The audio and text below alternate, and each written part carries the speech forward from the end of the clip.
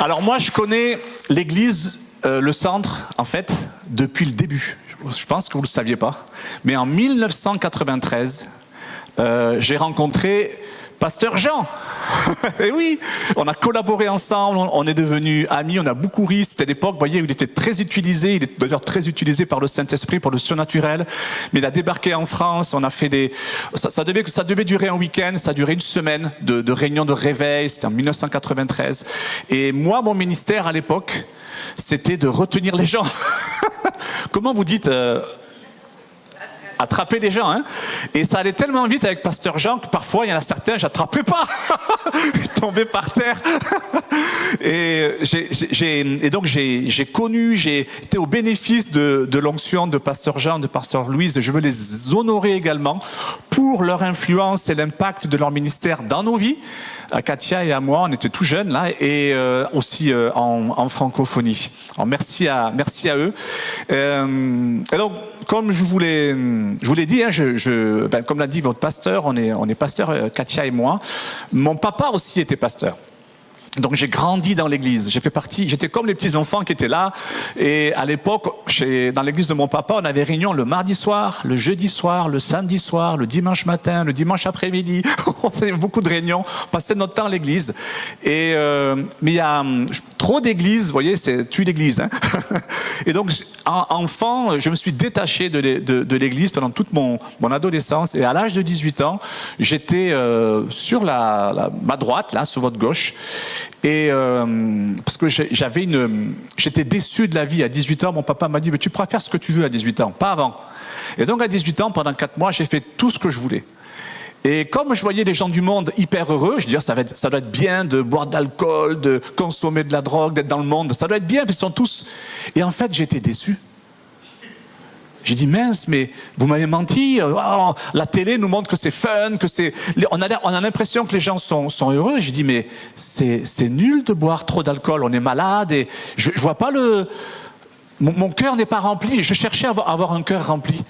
Et mon cœur n'était pas rempli par l'assiduité à la vie d'église. C'est pas le fait d'aller à l'église, vous voyez, c'est pas parce que tu vas au McDo tu deviens un hamburger, hein, et c'est pas parce que tu vas à l'église que tu deviens un enfant de Dieu. Il faut naître de nouveau. Et mon cœur était vide à l'âge de 18 ans, et il a été très déçu parce que le monde offrait. Je pensais vraiment que le monde allait combler mon cœur. Et je suis donc à l'église, assis. Et vous savez, comme dans toute église, hein, le pasteur dit, bienvenue, on va commencer le culte, soyez les bienvenus, on va représenter ces moments au Seigneur. Et là, il commence à prier, et là, il y a un vent qui rentre dans la pièce. Tout le monde se met à hurler en prière. Vous voyez, le Saint-Esprit tombe sur toute l'assemblée. Et il y a une intensité, ça prie, 5 minutes. Ça prie, 10 minutes. 15, 20, 40 minutes, pas de louange. Et en prière, le feu, les gens prient. Et moi, je sens de l'électricité monter. De bas en haut. Mes mains sont électrifiées, mes dents, ma langue, je sens l'électricité sur ma langue. Et je sens un niveau d'amour. C'est mon cœur qui était vide. Je sens mon cœur exploser par l'amour. L'amour, je l'ai quand même. On a tous ressenti quand on est tombé amoureux, quand on s'est marié, quand on a eu des enfants, vous voyez, il y a des moments avec les amis, on ressent de l'amour. Mais là, c'est tellement intense, j'ai jamais ressenti ça. Et les temps de prière, par moments, sont ponctués de paroles prophétiques. Et ça, les gens se lèvent, et je posais des questions à Dieu, mais qu'est-ce qui se passe? La personne se lève et elle me répond. Oh, je dis, c'est original ça. Alors je continue à parler à Dieu, et par moment, dans la salle, quelqu'un se lève et répond à ma question. Et il n'y a pas de louange, il n'y a pas de prédication, il est midi. Le culte est terminé, et c'est toujours intense. Et je dis, Seigneur, qu'est-ce que je dois faire? Et là, la personne à côté de moi se lève. Mon fils, il faut que tu me donnes ta vie. Remets-moi ta vie. Et j'ai cette électricité, l'amour de Dieu qui remplit mon cœur. Le sol de l'église, c'était du carrelage. Et j'ai pleuré. Et il faut savoir que le responsable du ménage m'a dit, mais là où tu as pleuré, il a fallu qu'on frotte plusieurs fois, ça partait pas. Tellement qu'il y avait du sel, vous voyez, enfin, je sais pas tout ce que j'ai pleuré, mais ça partait pas à la serpillière, il a fallu frotter. J'ai mouillé, trempé l'espace où j'étais pendant ces 2 heures. Et je suis sorti totalement transformé. Il faut savoir que ces années où le cœur était vide, j'étais quelqu'un d'assez en retrait, très timide, très complexé, pas beaucoup de confiance en lui. Et en fait, quand je suis rentré, vous savez, c'est comme si la nouvelle naissance, en fait, une autre personne sur mes papiers, presque la police, ils auraient pu dire, mais attendez, c'est pas lui. Enfin, vous voyez, physiquement, c'était moi, mais la personnalité avait totalement changé. Et le lendemain, j'ai commencé à prêcher l'évangile dans des groupes de jeunes.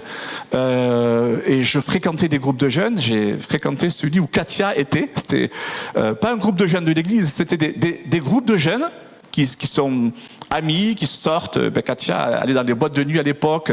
Elle se battait. Il faut savoir que, je sais pas si ça vous le dira, elle se battait, c'est une cogneuse. Elle était extrêmement violente et moi, c'est ce qui m'a plu chez elle. Oui.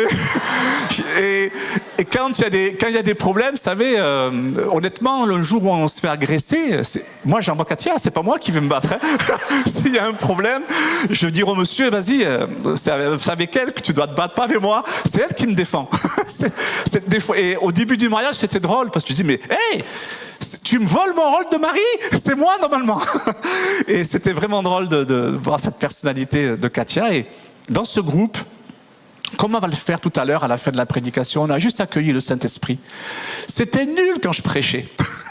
Je disais des choses, oui, j'avais quelques jours de conversion, mais quand je fermais les yeux et qu'on accueillait le Saint-Esprit, lui-même révélait le Père. Lui-même révélait le Saint-Esprit. Lui-même, il convainc de péché, de justice et de jugement. J'ai pas besoin d'avoir un joli PowerPoint et travailler mes arguments, puisque c'est pas mon rôle. Ah, ça fait du bien de savoir que moi, je suis juste là pour vous inspirer et vous encourager. Je suis pas là pour vous convaincre. Mais je vais vous parler de ma vie, des expériences que j'ai vécues. Et je pense que ça va, le Saint-Esprit, lui, fera son travail dans quelques minutes quand on aura terminé. Et donc, suite à cette conversion, on a démarré, on s'est formé au ministère avec Katia, comme l'a dit votre pasteur. On a été pasteur pendant 20 ans. Et en 2016, je vis une expérience similaire à ma conversion. Je suis dans la prière, mon cœur est rempli de l'amour de Dieu. Et j'ai cette phrase, je dis, Seigneur, j'ai plus de rêve. Pas dans le sens, vous savez, oh là là, j'ai plus de rêve, mais dans le sens, je suis comblé. J'avais un peu plus de 40 ans, je dis, Seigneur, ça y est, je sais pas, la vie est finie, j'ai plus de rêve, tu m'as comblé. Et là, la voix de Dieu se fait entendre dans mes oreilles, et Dieu me dit, mais Greg, maintenant ton rêve, ça va être d'aider les autres à réaliser le leur. Et en fait, c'est ce qu'on fait. On est passé donc du pastorat au mentorat. Donc c'était en 2016. Et on a arrêté donc d'être pasteur dans l'église. Et on a commencé donc à mentorer, à accompagner des porteurs de projets, des gens qui ont à cœur d'implanter l'église, des gens qui ont à cœur de servir le Seigneur à plein temps. Et on s'est mis à leur service, au service de leur vision, un peu comme des entraîneurs, vous savez, des joueurs qui sont trop vieux pour jouer et qui ensuite deviennent des entraîneurs. Ça, c'est un peu l'histoire de notre vie. Et je vous ai fait une promesse, c'est celle de vous partager mon cœur. Et s'il fallait... je me suis dit, s'il fallait que je partage en 30 minutes le nectar de ce que j'ai appris dans ma marche avec Dieu, qu'est-ce que je dirais? Et voici le texte que je veux vous lire. Luc 2, verset 52. Là, on va commencer à presser. Et il y a le nectar qui va couler. Alors, cher Saint-Esprit, on te remercie pour ta présence, pour l'exercice de ton ministère dans cette pièce de ma gauche, le centre, et jusqu'à la droite. Saint-Esprit, vous pouvez commencer à lui parler maintenant, mais Saint-Esprit, on se connecte à toi et on demande révélation, on demande transformation. On ne veut pas juste passer un moment agréable, on ne veut pas juste passer le temps, mais nous prions, Saint-Esprit, pour une œuvre régénérative de nos cœurs, de nos pensées, de nos pratiques spirituelles. Saint-Esprit, viens nous amener encore plus loin, plus fort. Il y a des défis ici qui ne sont pas encore résolus. Il y a des objectifs qui ne sont pas encore atteints. Vous êtes en marche vers la réalisation de ces objectifs. Et le Saint-Esprit veut déverser un esprit de révélation maintenant, c'est son temps à lui. Et on te remercie, Saint-Esprit, pour ta présence et pour la soif qui est en train de monter ici du cœur de ton peuple. Vous pouvez commencer à murmurer, à exprimer au Saint-Esprit votre soif.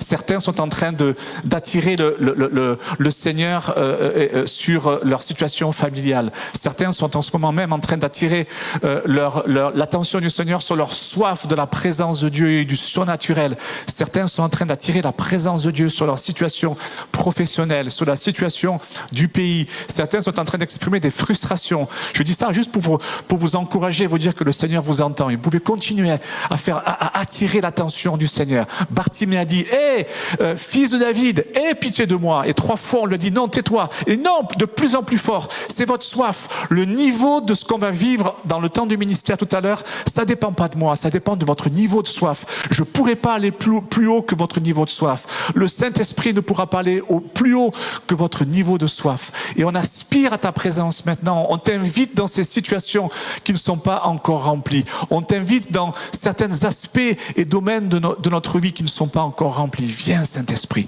remplis-nous, dirige-nous, qu'une pluie de révélation tombe sur l'Église Le Centre, dans le nom de Jésus. Amen. J'ai été surpris. On est tous surpris par Jésus, hein. Mais là, j'étais surpris. Luc 2, verset 52, nous dit, Jésus croissait 3 choses. Il grandissait dans 3 choses. Il a consacré, c'est intéressant, il a consacré son développement sur 3 choses. Pas 4, pas 5, pas 2, 3. La sagesse, la stature, la grâce. Et il grandissait devant Dieu et devant les hommes. Donc souvent on dit non, moi je veux grandir que devant Dieu. Parce que ça c'est de la fausse humilité. Dieu nous appelle à aussi avoir une influence à l'extérieur de l'Église. C'est pas pour notre gloire, mais c'est pour sa gloire, pour pouvoir refléter sa gloire. Jésus grandissait devant Dieu, mais il veillait aussi à grandir devant les hommes. Et l'Église Le Centre et les membres de l'Église Le Centre, vous êtes effectivement appelés à grandir devant Dieu spirituellement en maturité. C'est le but de ce message aujourd'hui. Mais vous êtes aussi appelés à grandir devant les hommes. Dans la ville d'Orléans, d'Ottawa, là où Dieu vous a planté pour de nombreuses années sur le plan géographique ou sur le plan professionnel, vous êtes appelés à grandir devant Dieu et devant les hommes. Mais ce qui m'a frappé dans ce passage, c'est que Jésus ne grandissait pas en puissance. Jésus ne grandissait pas en onction. Jésus ne grandissait pas en autorité, mais en sagesse, en stature et en grâce. La puissance et l'onction n'étaient pas un but pour Jésus, mais une conséquence. La puissance qui était sur lui, l'autorité qui résidait sur lui, c'est intéressant, hein? C'était pas un but. Lui, son but, c'était « Seigneur, donne-moi la sagesse ». La stature, donne-moi de la stature, il faut que ça grandisse, il faut que le royaume de Dieu grandisse. Seigneur, donne-moi de la grâce. On va voir tout à l'heure la signification du mot grâce. Mais la puissance et l'onction ne sont pas un but.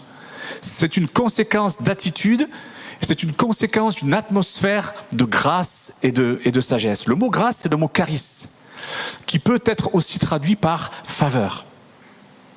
La faveur, c'est quoi? Sur le plan, le mot grec, faveur, la faveur, c'est la condition spirituelle de quelqu'un qui est gouverné par le pouvoir de la grâce divine. Ta vie peut être gouvernée par le pouvoir de la grâce divine. La grâce divine commence à s'exercer, à influencer ton corps, ton âme, ton esprit, ta carrière professionnelle, ta vie relationnelle. La faveur, c'est une bénédiction, c'est une grâce imméritée que Dieu nous donne, que Dieu donne à une personne. Alors quand j'ai compris ça, je me suis dit, mais comment ça se fait dans les 32 années maintenant où on sert le Seigneur, en tout cas je sers le Seigneur, Katia a commencé un peu plus tard, parce elle est beaucoup plus jeune que moi. je me suis dit, mais pourquoi si peu de chrétiens vivent la vie en abondance, alors que c'est la raison principale pour laquelle Jésus est venu sur terre? Vous savez, quand on vous pose la question, mais pourquoi Jésus est venu sur terre? On a tous des réponses. Et là, si je passais le micro, on pourrait tous donner des réponses de la raison pour laquelle Jésus est venu sur terre. Puis des réponses vraies, hein? Mais c'est quand même intéressant de s'approcher de la personne et de lui dire, mais hey, pourrais-tu dire pourquoi tu es venu sur terre? Jean 10, verset 10. C'est un passage où Jésus il explique les raisons de sa venue sur terre. Le voleur ne vient que pour dérober, égorger et détruire. Moi, je suis venu afin que quoi? Que les brebis aient la vie et qu'elles soient dans l'abondance.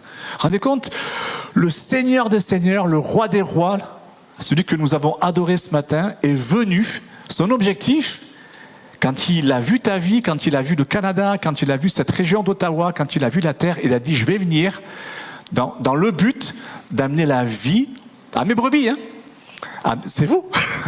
Je veux leur amener la vie et je veux leur amener la vie en abondance. La vie, c'est le mot Zoé, qui en grec, donc c'est le mot Zoé, qui se traduit par la plénitude absolue de vie, à la fois essentielle et morale, la vie qui appartient à Dieu et à Christ. L'intention de Jésus, c'est de te communiquer ça. Rendez compte? On va prier pour ça tout à l'heure. Un niveau de vie, c'est ça qui a rempli mon cœur. J'ai toute cette électricité, ces pleurs de joie et de délivrance, cette vie qui a opéré en moi. Il n'est pas venu toucher ma tête, il est venu toucher mon cœur. Et quand il parle d'abondance, je suis venu donner la vie à mes brebis et je veux qu'elles soient dans l'abondance. Le mot abondance ici, c'est le mot périssos, qui veut dire extraordinaire, superflu, excédent, en nombre, en mesure, en rang ou en besoin. Un excédent. Vous voyez, nous, je ne sais pas vous au Canada, mais en France, en ce moment, faut pas dépenser de trop, il faut faire des économies parce que l'électricité coûte cher, etc. Puis Jésus, il vient bousculer ça, poum, il dit, moi, abondance, périssos. Je veux amener le périssos dans ta vie, du superflu, t'en es trop. C'est l'objectif, la raison pour laquelle Jésus est venu. Et du coup, en tant que pasteur, j'ai eu ce conflit. Je dis mince, parce que je sais comme vous que la Bible est vraie. Je sais que la Bible dit la vérité. Mais en même temps, je dois être honnête. Je dis Seigneur, il y a quand même un conflit entre ton objectif, ce que tu veux. Moi, je suis au milieu. Il y a toi et puis il y a l'Église. Moi, je me trouve au milieu. Et je dis, Seigneur, il y a une grande différence entre l'objectif que je crois. Tu es mon Seigneur. Hein, j'ai beaucoup de respect pour toi, mais il y a une tension et un décalage entre ton objectif et puis la réalité de l'Église francophone. Pourquoi?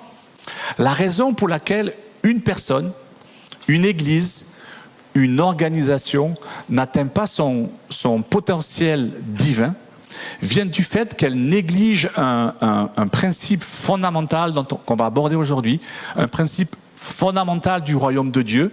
Et ce principe, c'est le climat. Alors, il a fait une bonne blague, votre pasteur. C'est vrai que moi, là, j'ai jamais connu ça. Hein. Alors que pour vous, ça a l'air d'être doux. Mais le climat canadien, les gens du Sud, on est très, très sensibles à la température parce qu'il fait très chaud chez nous. Mais qu'est-ce que j'entends? Je vais éveiller vos esprits à la dimension du climat. Ça m'a pris 20 ans pour comprendre ça. Vous savez, Jésus lui-même, il compare le royaume de Dieu à une semence. Vous connaissez, hein? Et ensuite, on plante la semence, et puis vous connaissez cette parabole, et puis quand c'est dans la bonne terre, ça pousse. Et donc moi, c'est ce que j'ai enseigné pendant 20 ans. Et les gens disaient, mais pasteur, j'ai des problèmes dans ma vie. Oh, ben c'est pas une bonne terre. Parce que c'est ce que Jésus enseigne. Tu dois avoir des épines, des pierres. Moi, j'exagère, hein, j'étais un pasteur, hein, aimant. Et en fait, j'ai pas tenu compte d'un principe spirituel du royaume. On est nombreux en francophonie à ne pas avoir tenu compte de ce principe. Il n'y a aucun livre là-dessus. Peut-être qu'on devrait l'écrire. Avec Pasteur Matt, on devrait peut-être écrire ce livre, le climat. Parce qu'en agriculture, je peux prendre des bananiers, par exemple. J'ai des bonnes bananes. Pasteur Vanessa, elle a mis des bonnes petites bananes chez elle. J'aime bien manger les bananes. Mais je peux prendre une graine de bananier. Normalement, vous savez, une graine, on la sème en terre, on l'arrose et ça pousse. Mais si je fais ça en Alaska, j'ai beau arroser, embrasser les feuilles de palmier, puis parler à mon bananier. Oh mon petit bananier, je t'aime, je prie pour toi. Il y a des gens, vous savez, ils mettent de la musique douce pour les c'est vrai, hein, pour les plantes et il paraît que les fruits sont beaucoup plus gros. Mais voyez, si je sème un bananier en Alaska, j'ai beau l'arroser, il ne poussera pas. Le même bananier qui n'obtient pas de résultat, ce même bananier qui est en train de mourir, le pauvre, il est au bout de sa vie, ce même bananier, je le transplante dans les Caraïbes ou en Côte d'Ivoire, cette même graine de bananier va se développer. C'est la puissance du climat. Acte 9, verset 31, on va transposer ce principe à l'Église. Acte 9, verset 31. L'Église, elle était comment? Elle était en paix.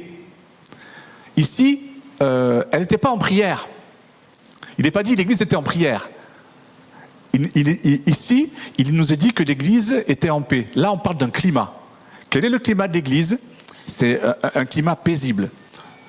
Et non seulement elle était en paix dans une petite ville, mais elle est dans toute la Judée, la Galilée et la Samarie. Donc vous voyez, c'est une paix qui est assez, sur le plan géographique, élevée.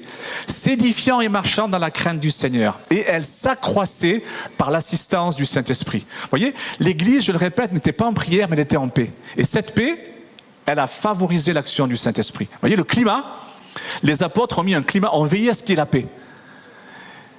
Et parce que le climat la paix est un élément essentiel à l'action du Saint-Esprit. Philippiens 2, versets 5 à 7, un autre exemple, plus personnel. Là, j'ai parlé de l'Église, mais là, je vais parler de toi. Ayez en vous, en nous. Donc, on parle d'ici, hein. Pas ayez dans votre voiture ou dans votre maison, on parle de vous là, ou dans votre église. Non, ayez en vous. Qu'est-ce qu'on doit avoir en nous? Les sentiments, donc on parle de climat ici, les sentiments qui étaient en Jésus-Christ, lequel, existant en forme de Dieu, n'a point regardé comme une proie à arracher d'être égal avec Dieu, mais s'est dépouillé lui-même. Il n'a pas été dépouillé, hein, c'est lui-même qui s'est dépouillé, en prenant une forme de serviteur, en devenant semblable aux hommes. Ici, on parle de notre climat.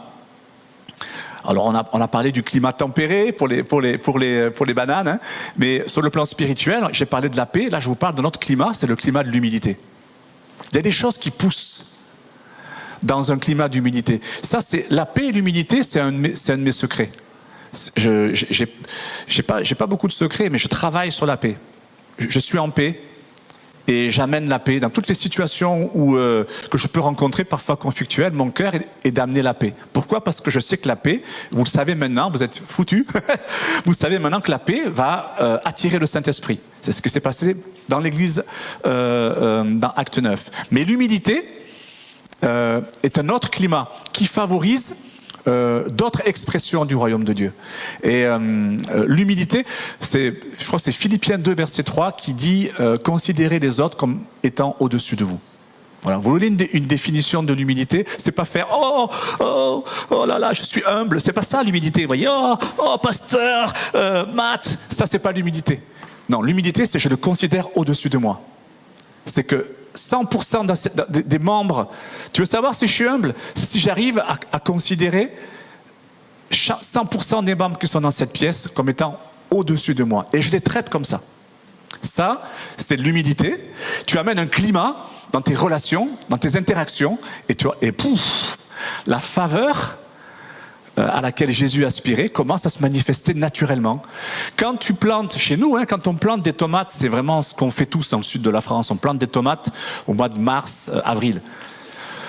Mais quand on plante des tomates au printemps, on n'est pas en stress, puis on parle pas en langue, shabalabala, shabalala, pour que on espère que ça va pousser. Mais non, le printemps, le climat, le changement de climat fait que naturellement, t'as pas besoin de prier.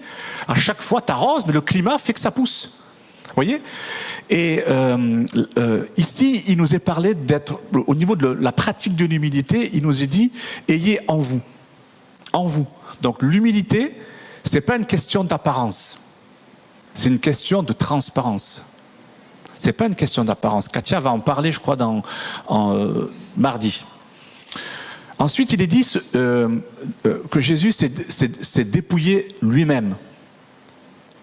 C'est lui qui a choisi de se dépouiller. Il n'a pas été dépouillé par les autres. Être dépouillé, c'est de l'humiliation. Si tu es dépouillé, c'est de l'humiliation, c'est pas de l'humilité. Se dépouiller soi-même, ça c'est de l'humilité. Vous voyez la différence?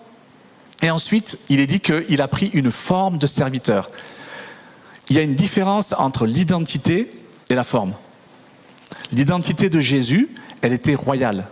Son identité, elle était royale. Mais la forme de son ministère, il a choisi une forme de serviteur. Il a dit, je suis venu, non pas pour être servi, mais pour servir.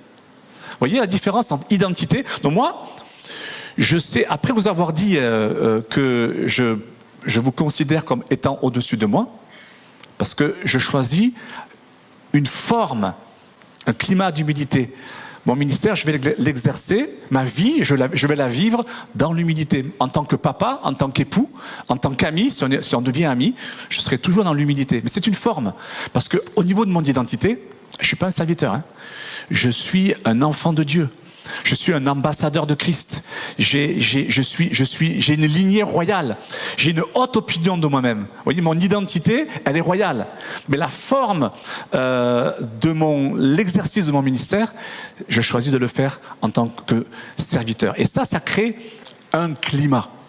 Ça va créer un climat dans votre vie quotidienne. Et là, pour terminer, j'aimerais vous citer 4 points qui vont vous permettre de développer. Maintenant que vous êtes sensible, vous avez été sensibilisé au principe du climat, je vais vous donner 4 exercices, comme si on était à la gym, 4 exercices que vous allez commencer à pratiquer dès aujourd'hui, dès demain, et qui vont vous permettre de développer, de changer l'atmosphère, de changer le climat dans lequel vous vivez. Premièrement, le climat est spirituel.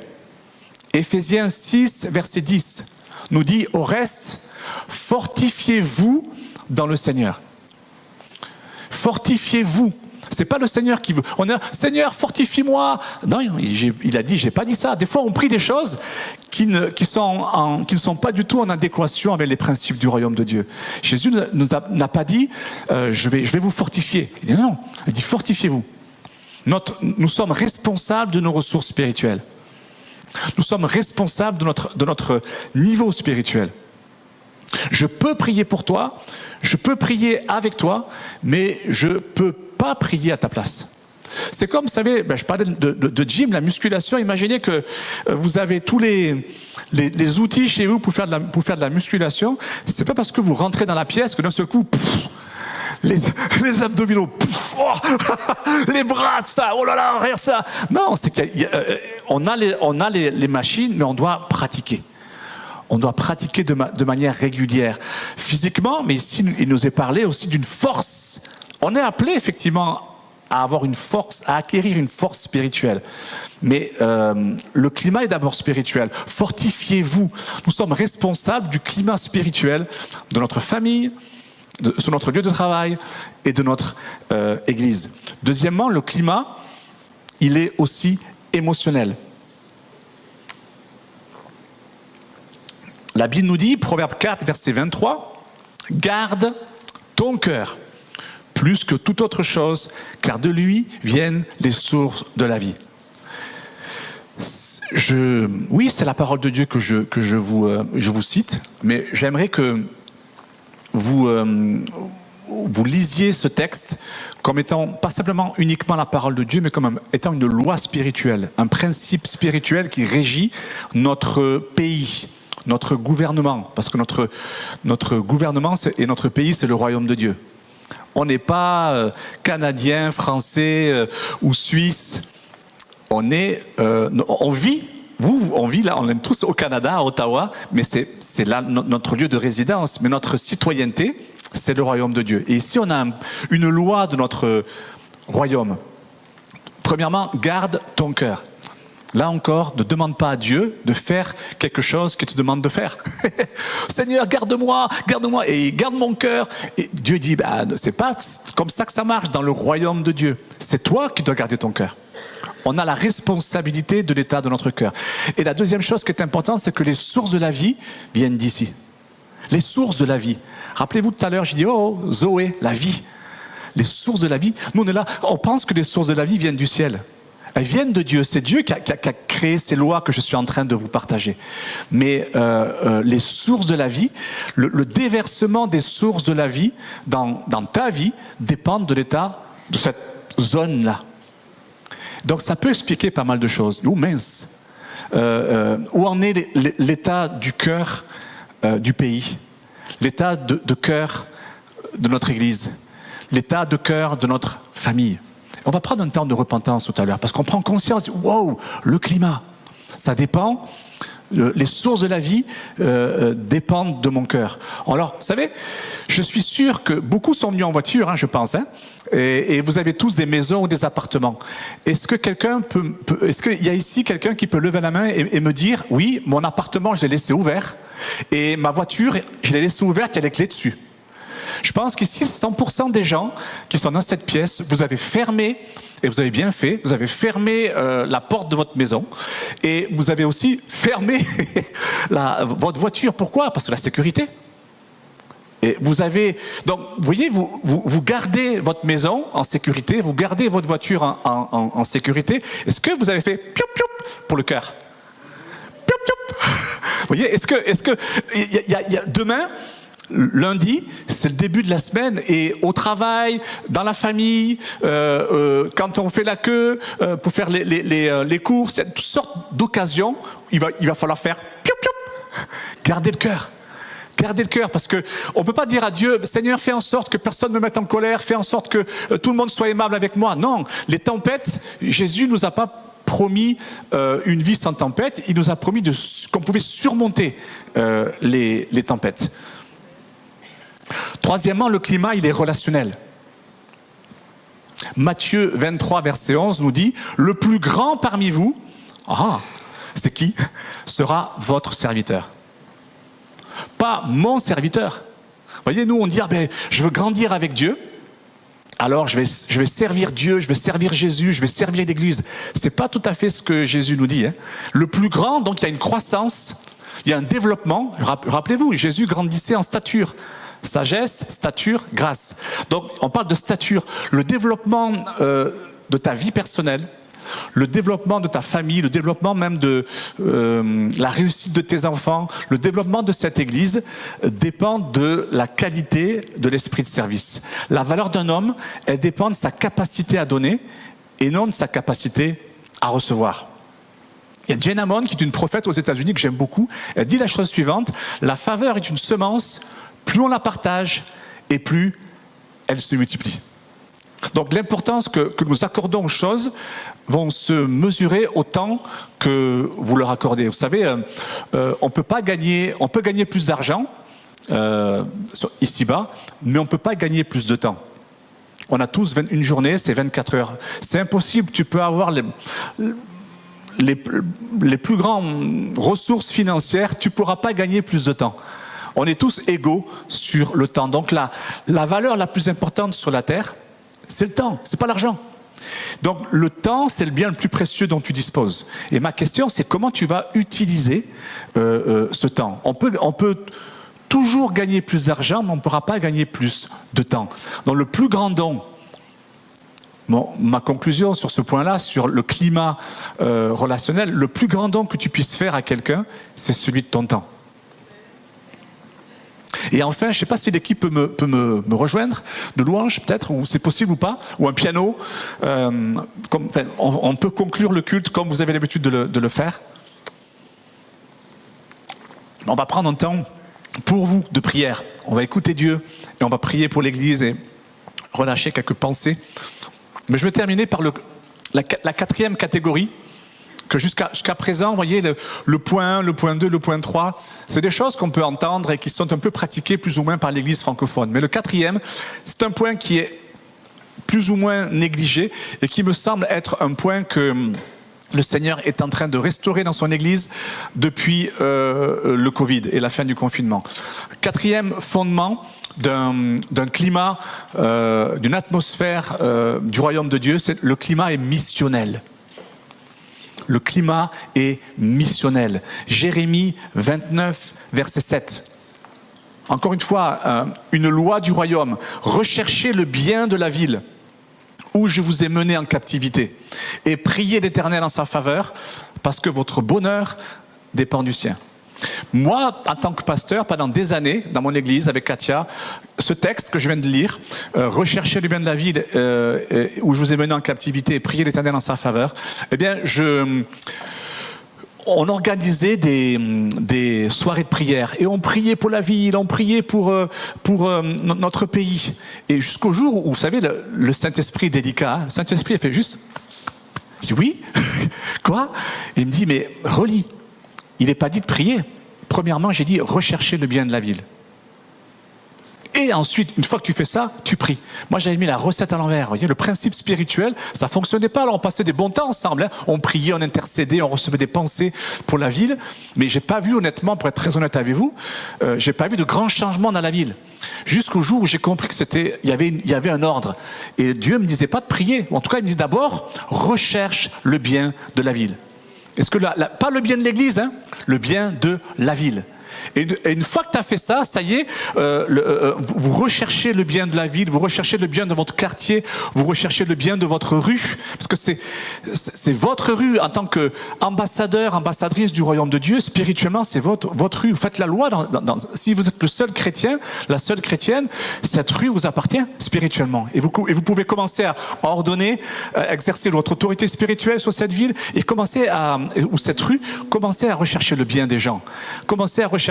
Nous, on a des amis qui ont dit, tiens, il y avait des petites poubelles, des petits papiers. On dit, on va commencer à faire ça. Et certains, après, ont mis des t-shirts. Et c'est devenu un mouvement en France. Je ne me rappelle plus du nom. Genre, c'est J'aime ma ville ou quelque chose comme ça.